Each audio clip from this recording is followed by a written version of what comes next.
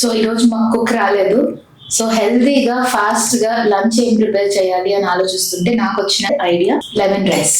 So కొంచెం brown rice తోటి sufficient amount of peanuts for protein and curry leaves especially మన అందరం తీసి యూజువలీ పక్కన పెట్టేస్తూ ఉంటాం తినకుండా. అలా కాకుండా ఇలాంటి రైస్ లో కర్రీ లీవ్స్ కనుక వేసుకొని అది డైరెక్ట్ గా అలానే తింటే it is rich in vitamin A and highly rich in vitamin be also. And curry leaves మన కొలెస్ట్రాల్ లెవెల్స్ ని రెగ్యులేట్ చేస్తుంది. సో డయాబెటీస్ పేషెంట్స్ కూడా కర్రీ లీవ్స్ పౌడర్ కానీ లేదా ఇలా డైరెక్ట్ గా కర్రీ లీవ్స్ చాలా మంచిది. ఈ మొత్తం చిత్రాన్నం ప్రిపేర్ చేయడానికి నాకు జస్ట్ 10 minutes పట్టింది. కాకపోతే బ్యాలెన్స్డ్ ప్రోటీన్ కూడా బ్యాలెన్స్ చేయాలి కాబట్టి క్విక్ గా ఒక 10 minutes లో గంగవల్లి, ఇండియన్ సొరేల్ అని అంటారు దీని ఇంగ్లీష్ లో.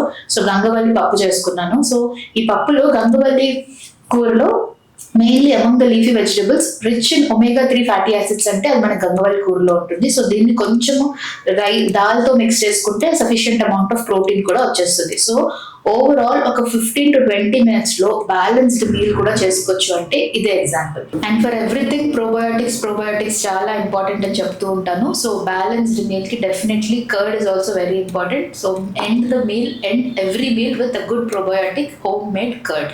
అండ్ నాలాంటి కుకింగ్ రాని వాళ్ళు కూడా ఇలాంటి సింపుల్ డిషెస్ ఈజీగా చేసేసుకోవచ్చు.